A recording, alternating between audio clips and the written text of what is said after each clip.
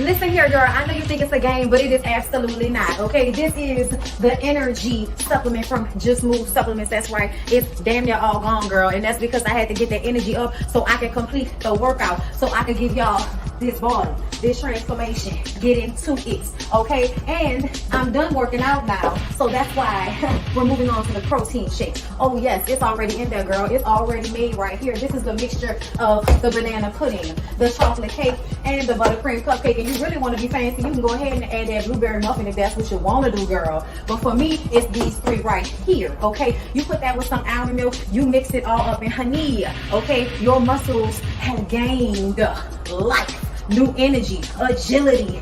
Get into it, okay? Just Move Supplements. Thank you very much. Hold up, Chief. Okay, don't forget about that TLC NutriBurst to get that multivitamin powder, because we all need a little extra. And child, if you want that sea moss that go down smooth, don't come up rough, okay? Get into the TLC Nautica sea moss. Yes, get that from me. And child, if your stomach hurt and you need to move some things around so you can be free, okay, go ahead and get that ISO tea down below in the description box.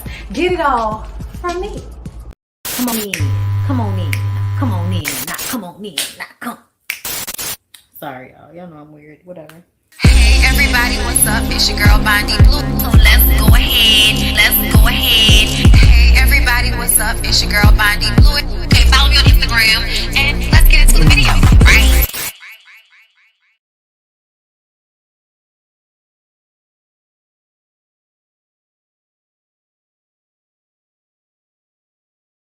Hey y'all, what's going on? Y'all see what it is? Okay, it's Ratchet Reality, but before we get into it, you guys have got to make sure that y'all are back here on Thursday evening, 8:15, probably 8:30 Central Time for the Ooh Ladies First panel. It's on my channel this week, y'all, and I'm putting together, you know, it is many gossip and just regular schmegular girl talk topics that I could think of, girl. We gonna try to round table this bitch. So I hope that y'all come through with me and Jay Lee, Niecy, and Jamie. All right, like come and see the girls and what we have to say about these shows. And as y'all know, y'all won't get married at first sight. If you look for that, it's only gonna be on the Ooh Ladies First panel. Okay, I'm no longer doing it by itself. Like, go to hell. I'm gonna watch it for this, and then that's it. All right, for the Ooh Ladies First panel, and then that's it. Okay, but y'all make sure y'all come through to see us. Okay, so you guys, we're back, and we're back for Love and Hip Hop Atlanta. That's what we're here for. That's what's happening. Okay, I have a new graphic for you guys. That's what took so long. I was supposed to be here at 5:30 and I'm a little late. I'm sorry. But I feel like I'm gonna make this maybe a little lower, you know what I'm saying? Because I feel like it's a bit high, you know what I'm saying? It's a bit high, but I'm here for it because I feel like there are so many people on this show. Okay, so many people on this show. Yes, please do not forget that if y'all do want to see the full Love and Marriage Huntsville review, along with all the little extra tidbits that I give to my Discord people, my member people, my Patreon people. So, you know, if you are a member or you are which is YouTube, if you're a YouTube member, or if you are a member on Patreon, which makes you a patron, but I always want to say Patreon. So if you are a Patreon, okay, then you get access to the Discord and we talk there, we text there. I post up there that I don't post anywhere else. You know, I haven't been on it since the whole house thing, but I told y'all I'm a little bit overwhelmed, but still, you know what I'm saying? I was talking to y'all and we were still doing stuff. I just haven't done anything since like maybe that first or second week after it happened or whatever, when we watched Clickbait together. That was fun. Anyway, so don't y'all forget that to sign up for my Patreon and for, you know, membership here on YouTube. Yes, for as low as $1 a month, and you can pay all that one time. You know what I'm saying? You can pay all that one time, y'all. So you can just pay your $11 and just be in there swimwear for the rest of the year, girl. That's all it takes. Or you can do 54 if you feel like you want to be a little bit more generous. Okay, there's a $5 option. It's really just to give people the option to do what they want. And eventually I'll probably add even more on there. But you know, until we get this website popping, you know what I'm saying? It's YouTube and it's Patreon. So support, yay. Okay, because I give no matter what, no matter what's going on. Ooh, okay, pulling up the notes. Y'all, I'm cooking, so I can't be on here forever today. All right, y'all. So, Love and Hip Hop Atlanta. Are we ready to get into it? Can I get some thumbs up? Can I get some people in here? Okay, I'm seeing Jamie. I'm seeing Rack D. I'm seeing Tamika Carter. I'm seeing Tina, China Doll, Talisha, Miss Monet, Saki, Quasia, Purely Terry. Okay, we're Ranisha, Wawa. Okay, Kenzie, Empress Fancy, Chocolate Apazia, Chocolate Apazia. Empress Fancy, I said that already. Carla Jr., Morgan Ford. Okay, listen, I'm here for everybody that's here for me. Okay, thank you so much. LaQuinta Lewis, Zodiac Palace, Zantois Alexander. Okay, listen, Jeannie Porter. Okay, Deidre Duh, Chocolate Girl. Okay, Ebony Coates. Okay, Purely Terry, I said that. Quenisha Johnson. All right, coming back to the bottom, we got Bailey Biggins, Sanithia Willis. I think I said that right. I hope so. Blue Jasmine, Bianca Montreal, Chelsea Naboon. Okay, Kamaya Zanice. All right, I appreciate y'all. I appreciate y'all energy. IVL, okay. AV, Ivy. So Wanda, okay. Queen, J89. Okay, Sapphire Sky. Pretty Mrs. G, Elena Nicole, R. Marie, hey love. Okay, Yari, Coco, uh, Sari Hazel, Miriam Madden, Nicole Young. Okay, listen, little shots out, little say, Shantia Gregory, hey my love. Had to come and say hey to y'all right quick. All right, so let's get into these notes, y'all, because it wasn't much of nothing that happened, and I'm hearing shit sizzling and popping and all of that, so I can't be on here for long because I'm cooking a dinner.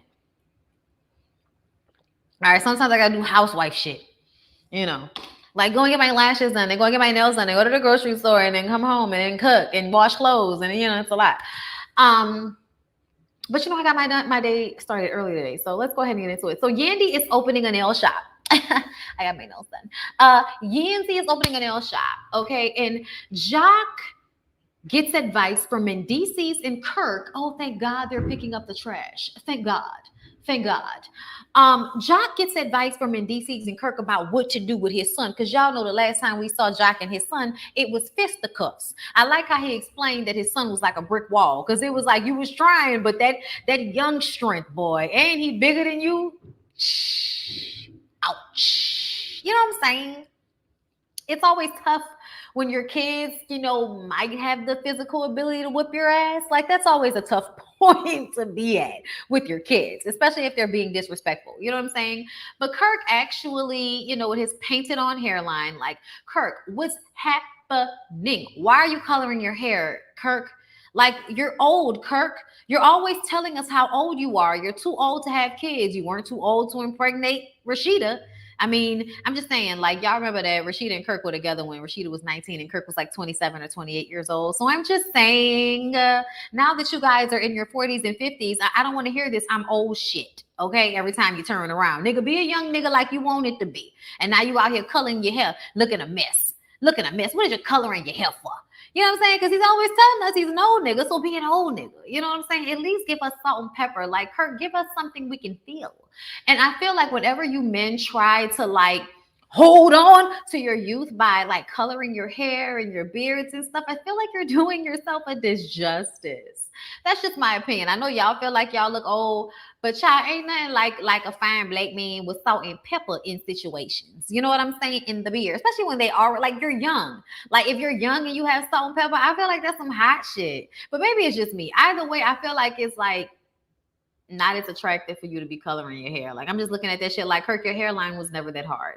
The hair was never like, it'd be different if it looked like the way it did at the beginning, like seasons ago, like, but it doesn't look like that anymore. Like, I don't know what you're doing now, but please stop it.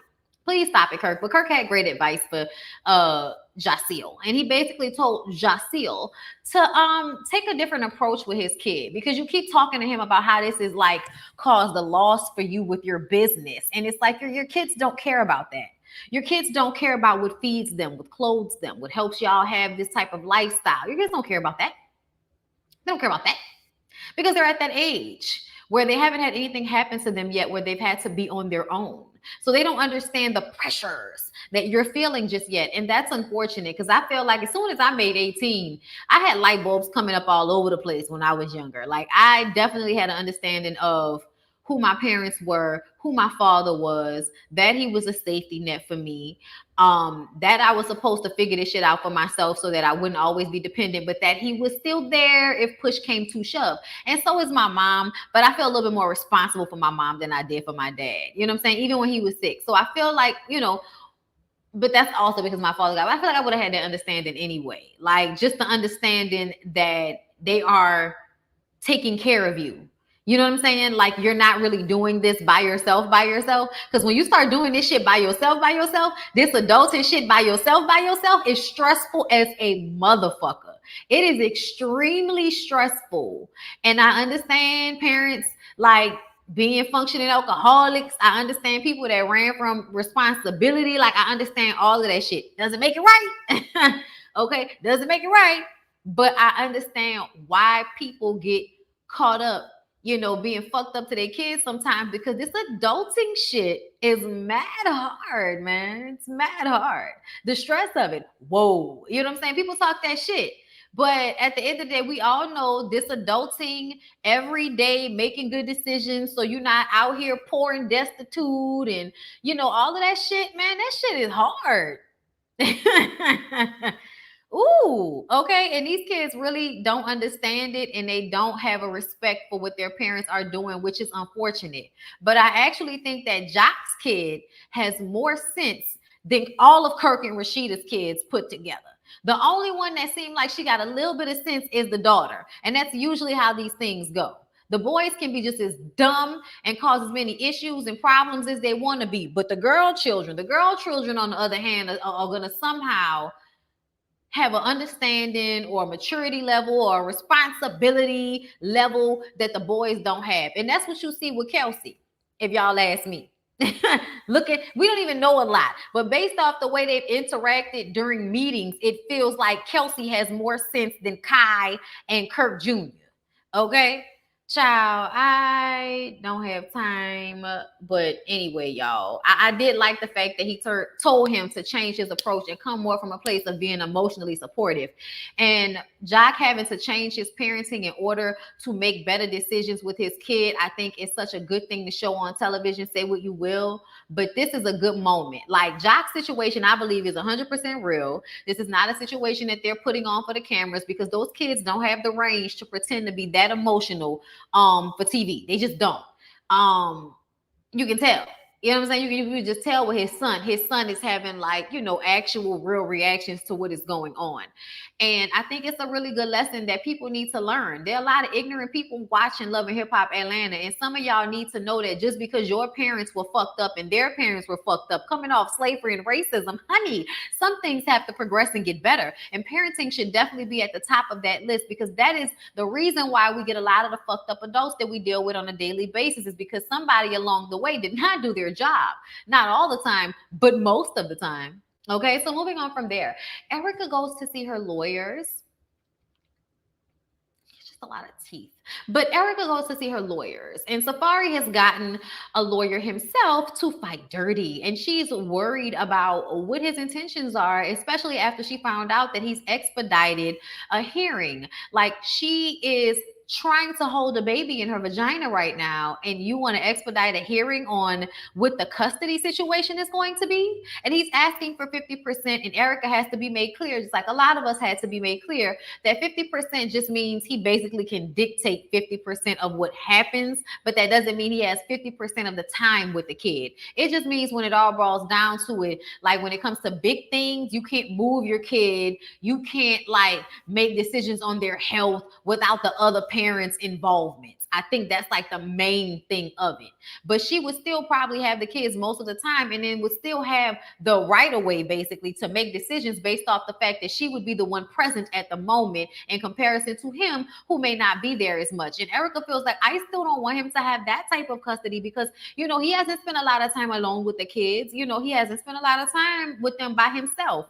And he's posting pictures and shit of him with his kids, but it's like, yeah, but where is Erica? Standing on the side somewhere? I don't know, but a lot of what Safari, does just makes me feel like I would not feel safe with him to have my kids alone either.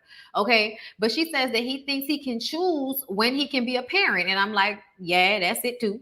The lawyer assures her that she's not going to give up custody. That's not what's happening here. And then she goes and talks to Yandy later on about what's going on, about him wanting to rush the custody battle before the baby is born, how she hired a private investigator and found out that he was cheating on her. Okay. And she said she ain't even worrying about the whack ass broads that he was moving around with, because at the end of the day, that's not even the fucking point. Okay. And the fact that she didn't like, y'all, to be clear, compared to the way that Erica Mena used to be, this is really lax for her. The fact that not only did she get a PI to prove that this nigga was cheating on her, but he admitted it on camera, which honestly, I was like, it could be a lie. Y'all could be bullshitting us right now. But the way Safari was just like, I did what I did and that's that on that, I was just kind of like, boy, fuck you. Thank you, Quasia, for the super sticker love. I appreciate you. But I was like, boy, fuck you. Like, seriously? Seriously? Like, I just thought the way he said that in the confessional, yeah, I was doing what I was doing, but I'm not about to walk around acting like, a goody two shoes. What? What the fuck are you talking about? Who expected you to be a goody two shoes, Safari? Are you telling me that being a good guy and acting like a good man in this very stressful situation would have been the bad thing to do? Is that what you're telling me, Safari? Because it sounds fucking stupid. A little bit on the stupid side, but I'm just gonna go ahead and press through. So Kirk and Rashida still have to deal with the bistro, because as we discussed in the comments and in the chat, Kirk and Rashida got people stealing food out their restaurant. The fuck you stealing boxes for? You about to build a club out? I know you go like that. What the fuck's going on? Why are we stealing food like y'all don't have money? What it seems to be is that Kirk and Rashida's kids let their friends come into the restaurant and eat for free, and then they don't know how to count, and they're being lackadaisical with the money. And then it seems as if Kai's girlfriend, was it Kai's girlfriend? I think it's Kai's girlfriend, Crystal, that seems to be doing the stealing. Seems to be doing the stealing. We're gonna get to that in a moment. But either way, they discussed that. And then they get into Scrappy. Y'all, recently Scrappy posted a text message talking about having suicidal thoughts, and everybody is like, whoa, what's going on here? We need to hit him up. We need to make sure he's okay. And so Kirk and Mendices go to talk to Scrappy, have a conversation with him, see where his head is. And he's, living on the edge. He's stressed out and he feels like he doesn't have anybody to give that to. And I feel like that's because you want to be immature and run from your family. The truth of the matter is, you are having a hard time with everything right now, and it's understandable. We're in a pandemic. You're trying to stay on top of making money. Who knows if Love and Hip Hop is going to last another season in order for you to get your ducks in a row if they're not already. There are so many things to be stressed out about, and I totally understand it, Scrappy. You're a father of about 3 children. You have a wife. You have a mama. You have people to be responsible for. That shit can be crushing when you think about, and you got your other baby with, you got E-Money. You know what I'm saying? Even though she's about to be out the way, it's still a lot to think about, and it's a lot to feel the weight of. Scrappy, go to therapy, first of all. Get some fucking help. And another thing is, talk to your wife. Like they told him he needs to have a real deep conversation with his wife. And Bambi says, it's not that I don't care, but I can't force him to communicate with me. And I'm stressed out, and I have to keep myself strong and centered for the baby that's inside of my body, feeding off of me right now. So I don't have the bandwidth to be there and coax Scrappy into being honest about what his feelings are so that he can be helped. You have to actually want the help in order to be helped. And Scrappy runs. He doesn't tell her what he needs. He runs. And then when she tells him what she needs, he feels like it's an attack and runs from the weight of that responsibility, because he's already feeling the weight of the responsibility as it is. And that's the tough part, Scrappy. And that's why people say being a man isn't easy. That's why people give men who they feel are good husbands and good dads, they give them so much leeway to fuck up and do all kind of shit, because a person that can handle the weight of a family, the person that can handle the weight of the responsibility, deserves the space to have a hard time sometimes because of the weight of everything. That's why I don't think that any one person in a relationship should carry all the weight like that. And I don't even think he does when you think about it, because Bambi makes money too. But I also feel like that doesn't mean that in his mind that isn't how he feels. You know what I'm saying? Like, it's all on me to make sure that E-Money, can go to school or do whatever she want to do. And it's on me to make sure these next three babies that's coming up got, gonna have money, and I ain't gonna be able to rap too much longer. What the fuck I'm gonna do? And I can't keep relying on Bambi to save me. Like, I'm sure there are so many thoughts that go through his head that probably makes him feel like this shit is too much to handle and too much to bear sometimes. You know what I'm saying? Like, I'm getting where Scrappy is coming from, but Scrappy, just because it's hard, it doesn't mean you get to tap out. And Bambi's indifference and I think low key annoyance doesn't mean she doesn't care, but I think it comes from a space of, nigga, how dare you tap the fuck out when I'm the one that's dealing with the pregnancy and the babies and also the worry of the bills and how we're going to take care of them and all of this shit. Like, I carry some of that weight as well. You're not carrying it by yourself, you know? So yeah, y'all, it's crazy. I think both couples rush to have children after their nuptials. I would have wanted to learn more about my husband and enjoy the honeymoon stage before having children. Yes. Yes, you would think that, but it's not even just them rushing into it. I think it's also societal pressure, because if y'all knew how many people, are often impressing upon me that something must be wrong with me because we have not had a baby. Isn't it about time for you to be pregnant? Isn't it about that time? As if as if that's something I have control over or something. Like, it's the funniest thing in the world. Like, you have control over it, but only to a certain extent. You know what I'm saying? But either way, people put pressure on you for you to rush into those things. And there are a lot of times when people have those things happen and their relationships work out just fine. But I understand what y'all mean. They didn't know a lot about one another. But a lot of these love and hip hop couples don't know a lot about each other. And once they do find out about each other, they still stay together and fucking argue like Ray J and Freaky. Okay? We need to normalize Black men sharing their worries with their wives. It's nothing wrong with including your wife. It's not a burden. Right, right. You have to be able to talk to your wife. I feel like that's the thing we heard from Marceau on Love and Marriage Huntsville about how he doesn't want to emotionally unload on his wife. He just wants to swallow it and then find a way to unhealthily unleash it that might ruin their relationship instead of just relying on her mentally and emotionally. And some men feel like their wives can't bear the burden of the mental that they need to put on them, like they aren't smart enough. And that's because they choose wives that aren't as smart as they are so that they can control them. And then they end up shooting themselves in the foot because those women can't hold the weight of what may be necessary for both of them to be successful without one person feeling like all of the weight is on them. And that is often, I imagine, how men handle these things. Like, it's just sad. I had that same pressure to get pregnant. And then when I did at 34, I was told I was too old. You can't win. Child, try being 41 with no kids. Strangers have told me to go to a sperm bank. Strangers. Strangers. Oh, wow. I would say things like, oh my God, you should really try anal. Let me know how it is. Since we're talking about inappropriate things that have nothing to do with another person, yes, please, let's have inappropriate conversations with one another. How's your vagina feeling today? Did it fall out when you had your babies, or did it stay in there? Let me know. Did you shit on the table? Does your husband actually give you orgasms, or did you get pregnant like, having really vanilla, boring sex? Let me know. I'm interested. Since we want to have inappropriate conversations. You know what I'm saying? Like, that's what I'm going to start doing to people. And show them how rude they're being. Anyway, y'all. So Kirk and Rashida talked to the kids about who's stealing food, and somebody said, it's Sierra. I don't know who said it, but somebody was like, it's Sierra. And she admits it.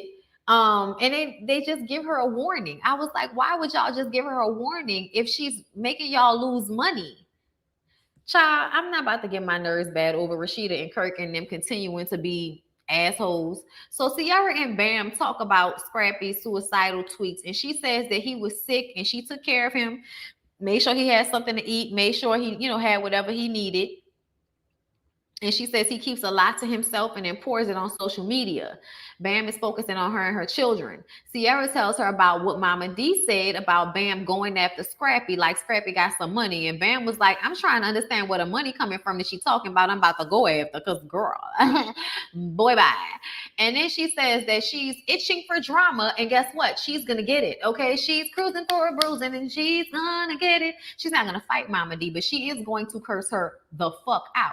So y'all, then we see Jock, Kendra, and a therapist talk to his son, y'all. I'm always forgetting that damn son's name. But either way, I appreciate that Jock got a therapist to facilitate the conversation, and that Kendra is so much a part of Jock's life that she would be present, because there are a lot of men that Maurice. I'm just saying there are a lot of men that probably would not include their woman on this conversation. And I feel like if she's a part of your life in that way, she absolutely needed to be in the room.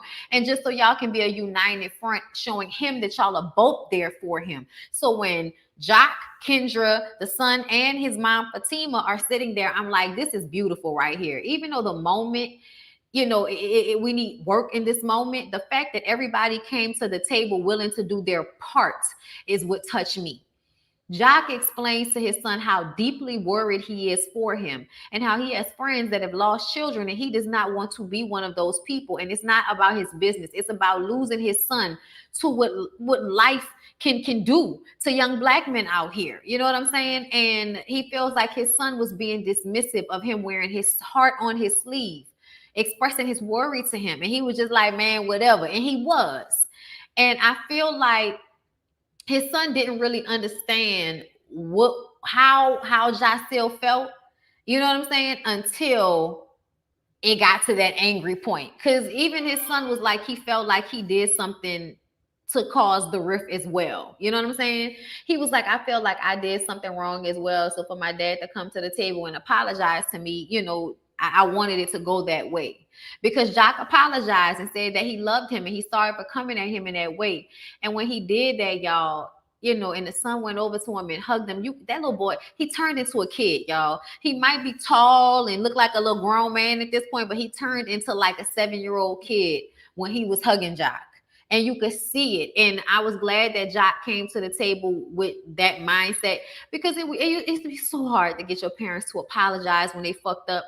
It would be so hard to get your parents to want to admit that they was wrong about something when they handled you out of lack of understanding, or out of fear, or out of their inability to handle what was going on in the moment. Instead of apologizing and saying what it was, they'll make you feel like it's still okay that they did it just because they're your parent. So I feel like it was really a good moment for Jock to have this moment, y'all. I really was emotional behind it. Like, even talking about it, like, I felt a weight. And let's not forget about Fatima and Kendra both being women enough to be there as support in these moments. They were both there to support the son and to support Jock. And then at the same time, allow them to have the conversation without making it about them, without bringing in anything else. It was just, I'm here to be supportive in this moment. It was amazing. I really do feel like it gave what it needed to give, y'all. Shout out to Jock and his family for showcasing something that really could have been, I feel like, a fucked up thing to show a man putting his hands on his son. But then to see that, yeah, that happens, but you need to learn how to fix it once it's happened. Because a lot of people will just let the situation be what it is. You know what I'm saying? And let time do the work. And sometimes time is not good enough. You need to be sorry for shit sometimes. So y'all, Yandy has her grand opening. And Safari comes through, right? Yandy takes him to the side immediately to ask him what the fuck is he doing out here with his wife. What is going on? You out here cheating. You trying to rush her through some court shit while she trying to have this baby. Okay, she trying to keep her pussy up, and you out here trying to stress her out. Do you know what you are doing to this woman right now? And he's like, it's about respect. Respect. This is about your wife safely having your son. You idiot. Respect.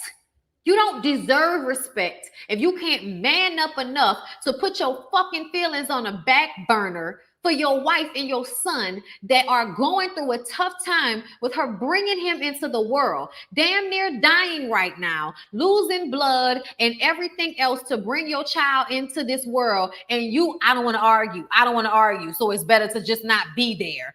That's the dumbest shit. That's what you niggas tell yourselves when you want to run away from the weight of the responsibility. You are out there cheating on that lady talking about we wasn't together. Nigga, y'all are married. Y'all are absolutely together.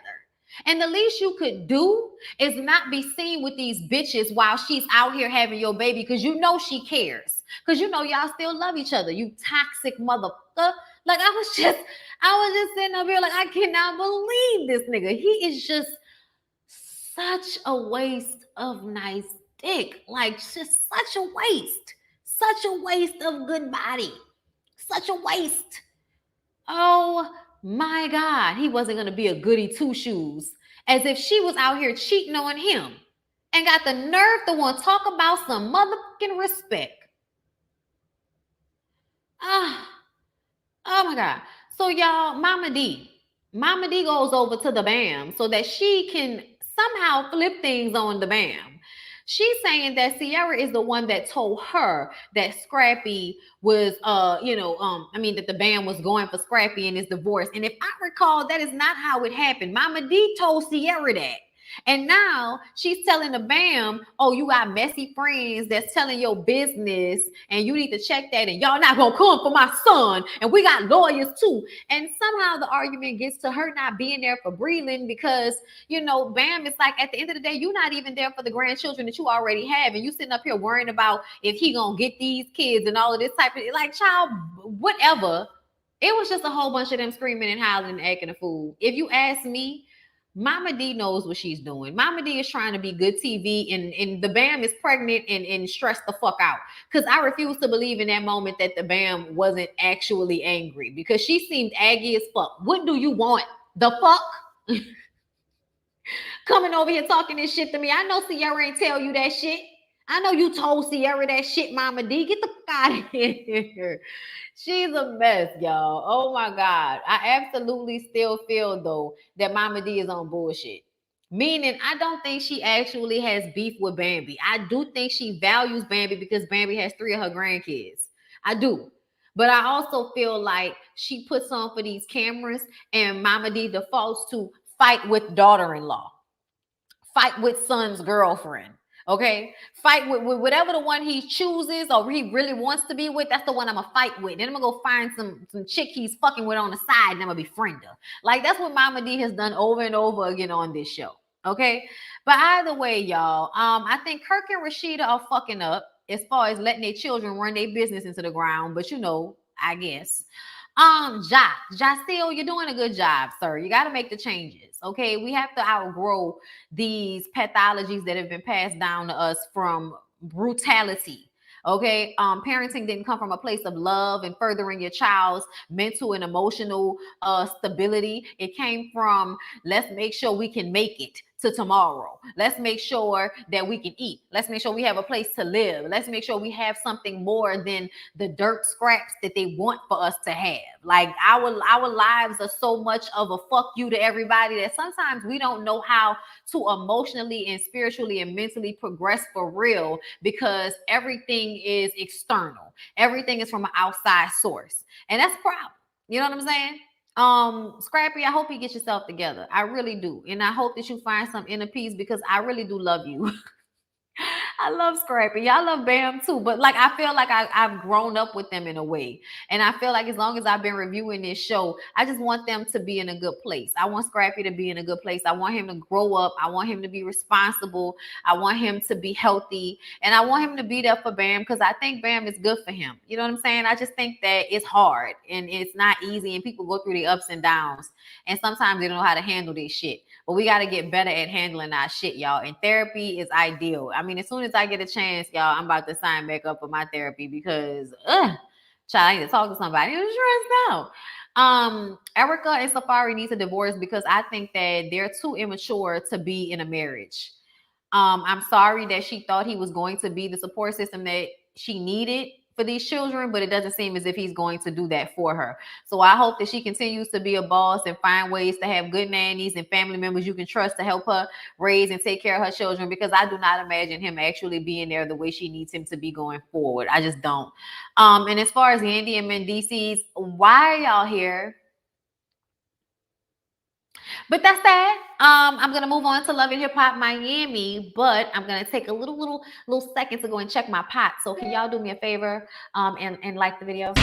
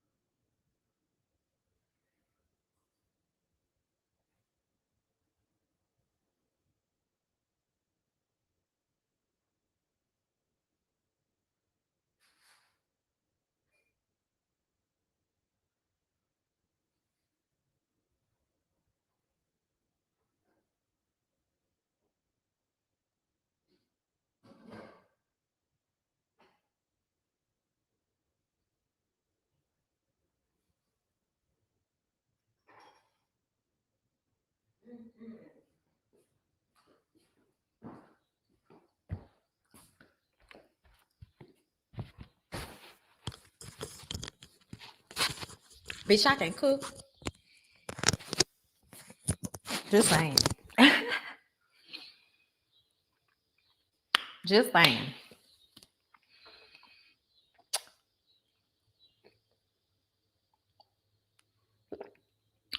Crown Royal on ice. On ice. Oh, you're appreciating? You're appreciating. Thank you. I'm glad. I'm glad. Um,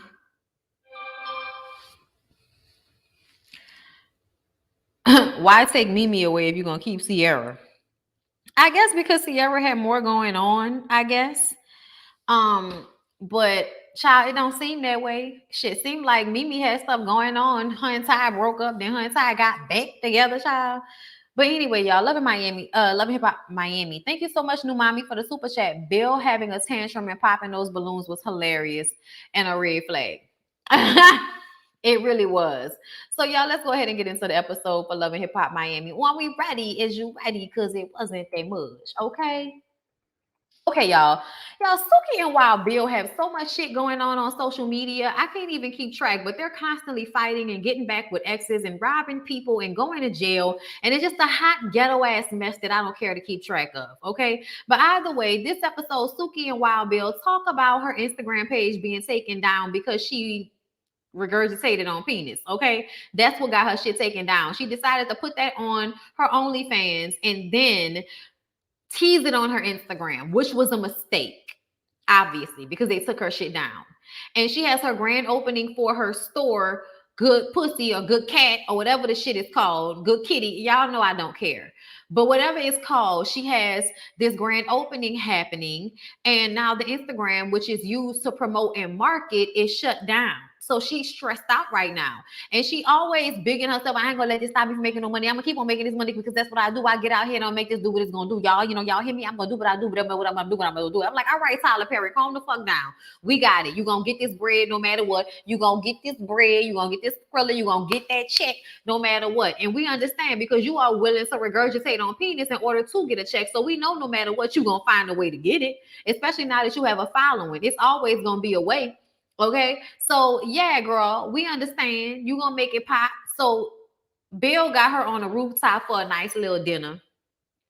a way to show her some appreciation and to make her feel good about everything that they got going on right now. Okay. And then later we see Suki and Bobby meet up. And he talks about how his OnlyFans was popping for him too, but it also got his Instagram taken down. And it is a big deal. At first, she thought this shit was for play, but when he explained to her that the way that you advertise for everything is through your Instagram, through your millions of followers on Instagram, when you no longer have that following, you are now at a disadvantage. You may be who you are. People may come out to see you, but we still need you to have the social media reach that you do.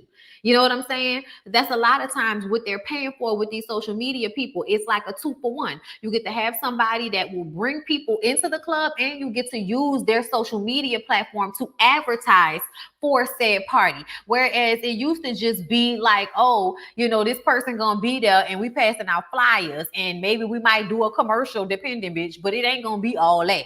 Now social media brings all of that to the table. I do feel like they got rid of all of the good girls, like Chameleon and what's my other girl? Brat, whatever the fuck. Brat doll, Brat child, whatever the hell all of the girls is named after. Yeah, all Asian doll child, all them people. I forgot. But yeah, them people, them girls was cute. I liked it when all of them was on the show together. So for all of the rest of the girls to be gone, but Suki's still here. And Suki is low-key to me giving us like disingenuous hood brat. Thank you. Suki is giving us disingenuous. Even though she has these things going on, when the cameras are around, you can tell that she's turning up and her dialogue has now changed because of the cameras. You can tell. And I don't like that. And I feel like if you're going to be this produced, if you're going to be this rehearsed, then you might as well go and just do this shit on your Instagram, on your OnlyFans. You might as well reality show your life and put that shit on OnlyFans and stop regurgitating on penis on there so that you can keep your advertisers paying you. Because yeah, that's what you should want to do. Okay. But anyway, she decided to postpone her grand opening because of Bobby saying how it's probably not in her best interest to try to market for her upcoming, event without her Instagram. So she goes to the shop, to the little store to tell her cousin, and y'all know her cousin that moved out here, quit his job and everything to have this grand opening. So a lot of what's going on is him waiting on money. And so they have to open the place in order for them to make money. I'm sure Suki's not paying him right now. She's going to probably pay him on the back end when she starts making money in that shop. But because she is prolonging the opening, you are now putting him at more of a disadvantage because he's probably paying for his living and everything out of pocket without a job. Even if he might be getting a little check from this show, I'm sure they're not paying him enough to pay his fucking rent. Okay? So he freaked out. They had all these balloons and he just started popping them up because that's not bullshit. And she was like, no, but you acting like you don't believe in me. You acting like you don't have no faith in me or something like that. No, because it's going to be all right because I'm going to make this money. Don't worry about it because I'm going to do what I got to do. And it's like, oh my God, please stop talking in euphemisms. All that running, be about it, bitch. All this talking, do it, bitch. I want to see it because right now, you look like you flailing, but you flailing and talking shit. So it don't seem as bad, but it is. Okay, and then we see Trina babysitting. She not ready. Ace talks to his nephew Xavier, and they're working out, and he's trying to like spend time with him so that black men can have other black men to rely on for emotional and mental support, because they need those things. They need somebody to talk to every now and again, child. Okay, they can't just be keeping everything on the inside, holding on. They can't keep doing that. That's not healthy. Okay, and they have a conversation that annoyed me. I said, this is Love and Hip Hop Miami. That is not what I am here for. I am not here for y'all to tell me how a white woman, a Karen, accosted young Xavier while he was waiting for one of his Caucasian friends to come out of their home. And he's standing there outside waiting. And this white lady is asking him, why is he there? And who is he there to rob in all of this? Y'all not gonna be happy until people's mamas show up and punch you in your fucking mouth. I'm so tired of people with this shit. I'm so tired of people with this shit, y'all. It is extremely infuriating that you still feel this way. Ain't nobody finna rob. How about you wait for me to rob you in order for you to feel scared? Wait for me to rob you, bitch. Wait. Wait. Wait for there to actually be an emergency. That doesn't make any sense for y'all to continue to be this stupid. Oh my God. Either way, Ace then talks to him about how Sheila being in his life has been a godsend for him because she has helped him realize the ways in which he lacked, that he wasn't emotionally available. And he still isn't always emotionally available, but she definitely is helping him grow and giving him the groundedness that he needs as a man to become more than what he is. And that was important for him to express to that young man because a lot of you niggas teach these boys not to find real value in women beyond having children and fucking them, which is really terrible because a lot of the time women's connection to spirit is what helps men have their connection to spirit. To be real with y'all, all of y'all are not that deep thought provoking and all of that, or in tune with y'all emotions in order for y'all to be so close to spirit, in order for y'all to be, because I'm just being real with y'all. That's why I never liked in Christianity that they say women couldn't be preachers. It didn't make fucking sense to me. When you think about the first person that teaches you anything, normally is your mother or your grandmother. Those are the first people in most black people's family that introduce them to spirituality of any kind. It is usually through a mother or through a grandmother. That is what I see reflected in life. So I'm trying to understand why anybody would ever feel like we should not be the ones disseminating that, especially when we are the only ones that have this connection to spirit and the secular world through childbirth. Just saying. Just saying. I'm about to say the ones that take you to church. Okay, listen. Okay. Because I feel like my mom was definitely the person that instilled, even though my father went to church, his spirituality and his connection with God was something that he had between him and God. More so than my mom, whose lot in life was to educate you and to help you grow that, to give you books, for you to read things, for you to go and experience things so that you would have a different understanding. Like my mom has always been that type of person. So for me, I kind of feel like women are always the ones to help our children, help other people, and help men especially find their connection to spirit, or their connection to more of a balance in their lives. Healthy women at that. You know what I'm saying? I'm gonna say healthy women because we know a lot of y'all can push a nigga far away from health. Okay, far, far, far, far away from health. Okay. And then we see Sheila meet with her sister. And y'all know her sister is Caucasian, and they talk about her mom and how crazy her mom is. And even though the conversation seemed cool, it also seemed strained. And her mom kind of low key seemed like a gimme girl. You gotta hurry up and make it so you can get me out of nursing. And it's just kind of like, that is such a weird thing to put on your kid for them to have to come and save you now that you're older. I don't like that, y'all. That's one thing I can say that I really appreciated about my own mom. She's always, as long as I can work, baby, I'm out here. Okay. She wants to help you. She don't want you to have to take care or do anything for her. And I feel like that's the mindset that parents should have, because y'all really do. I feel like we being codependent on y'all kids when y'all be trying to force them to take care of y'all or to put y'all in a better space and all of that. That's something they should do when they can, but that's not a conversation that you should be having with your daughter, that you need her to hurry up and blow up so that, she can save you from your job as a nurse. Like, okay. I'm just saying it was such a small thing, but adding that to her saying that the relationship is strained on top of this disconnect because, Sheila's the only black woman and, black person in her household growing up. There's a lot of things about that mama that is just, I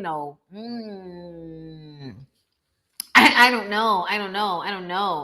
But she says that she feels like she never really fit in her family, and she feels that she didn't really fit in with Ace and his people neither. Anybody that questions them, anybody that cries or has emotion that isn't some hard stone of a fucking person, they act like it's weak. I didn't like that she said that, because I'm like, let me explain something to y'all.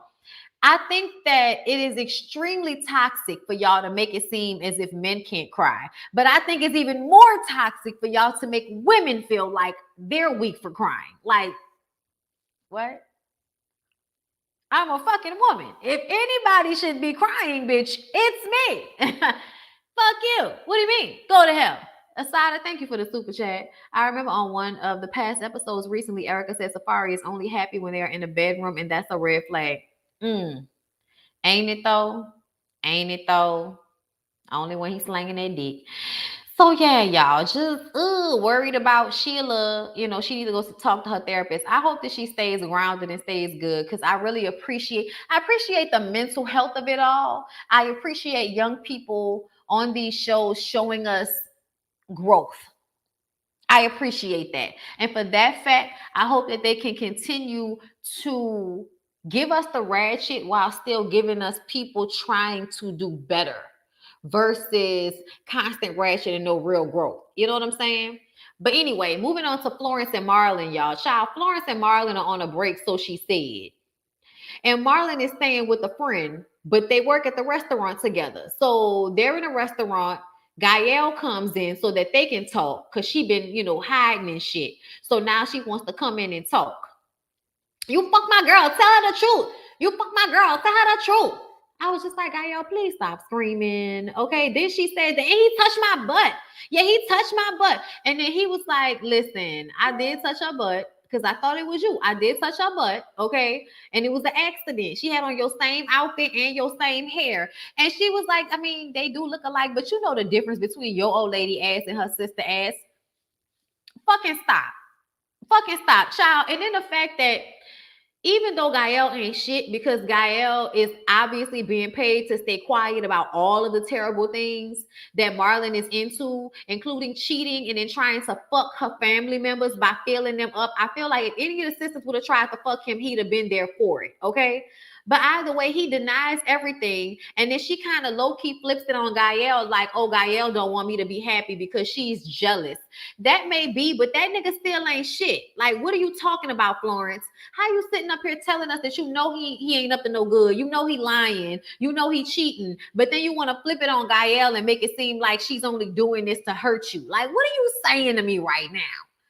Child, I cannot with her. Later on, she's trying to get everything ready for her little beauty bar that she has opening up, and Gael comes over so that they can have a phone conversation with the woman, the girl who she fucked with that allegedly fucked Marlon. And the girl is apologetic.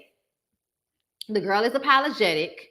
The girl was on the phone crying and shit. And it was like, why are you on the phone crying to me about my man that you fucked? Like, girl, pull it together.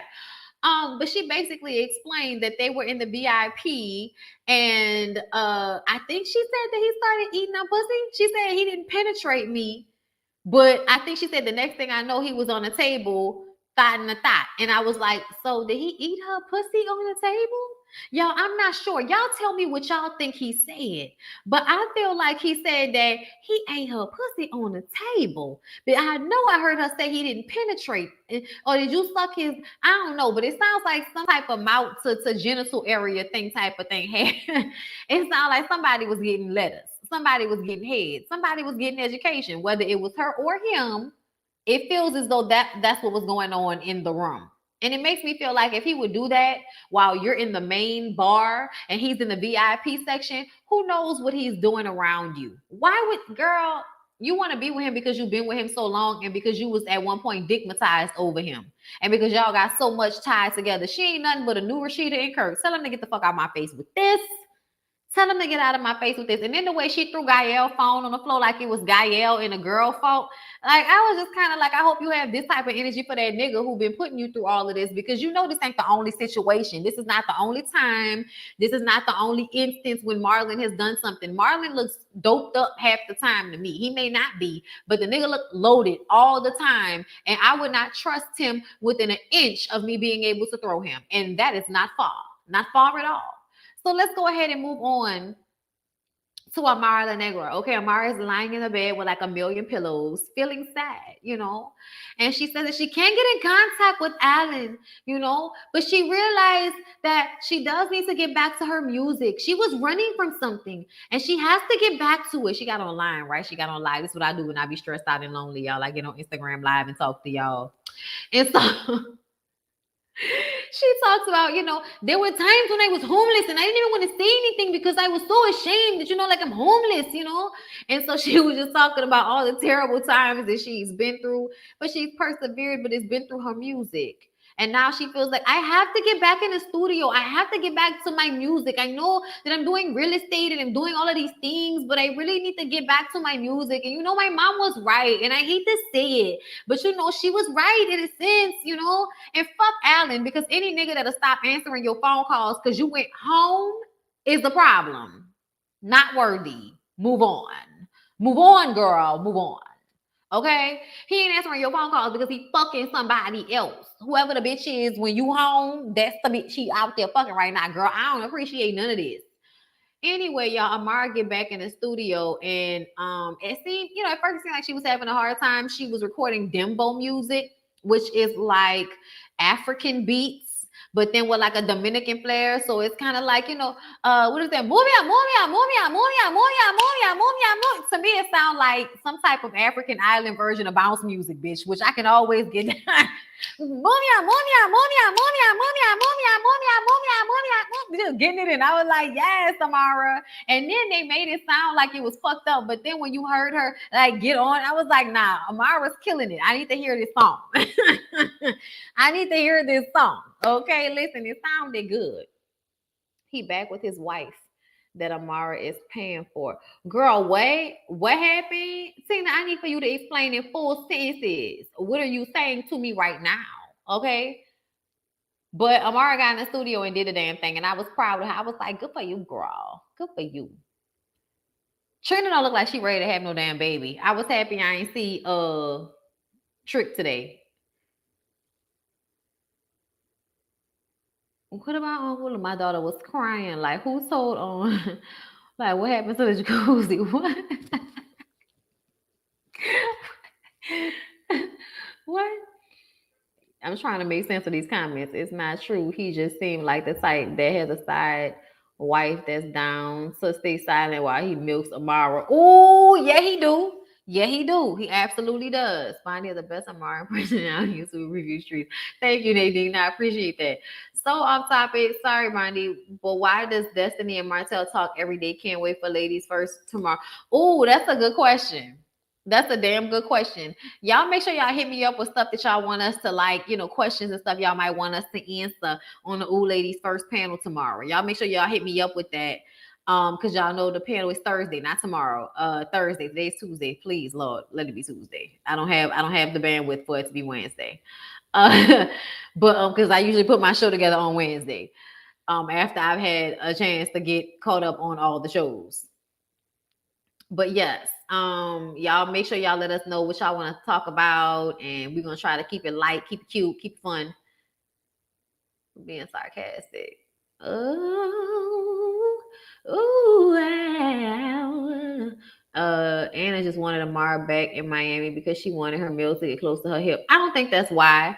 I think that at this point, like Amara don't need to be with her mama in order to take care of her mama. I don't think it's with that. I don't think that's what it's about. I think that she do feel like moving to the DR is hustling backwards, and it is. Her mama wasn't wrong, y'all. When you hear what her mom was actually trying to explain to her, her mom is not coming from a place, I don't think, of trying to keep her close for money. I think they have a codependent relationship regardless. But I do feel like, you know, Amara's mom put in a lot of work for Amara to be who she is today. Ain't nothing wrong with Amara taking care of her mom. Her mom worked very hard, I'm sure, to take care of her. And she could have just threw her to the side like the daddy did, but she didn't. She stayed there and she took care of her child and figured out a way to get them to Miami, to get them to America, where their life is better versus being in the DR. That's why the mom was like, it's cute for a vacation, but not to live. So she's happy with what you're doing, but don't leave America to come back to the Dominican Republic where I was running from. And the DR is not that different. It's different, but it ain't that different. So I think the mom was coming from that place with it. I think Alan more so sees Amara as a meal ticket than her mom does. Because Amara, like I said, her mama don't need to be glued to her hip in order to take care of her. But anyway, y'all, that's all I got to say. That's all I got to say. I hope y'all enjoyed this review. Do me a favor, share it with your people. Please don't forget to like, to comment, to subscribe. Okay, do that. And don't forget to follow my other channels because y'all know I have other channels. I have Relax with Blue, which is my backup. And I also have the BondyBlue Show, which is where I'm going to be posting all of my workout stuff. So y'all make sure please to follow me on both of those platforms. And yeah, I love y'all. I appreciate y'all for coming through tonight. And I'm about to go check on my food. Okay. Peace out, world.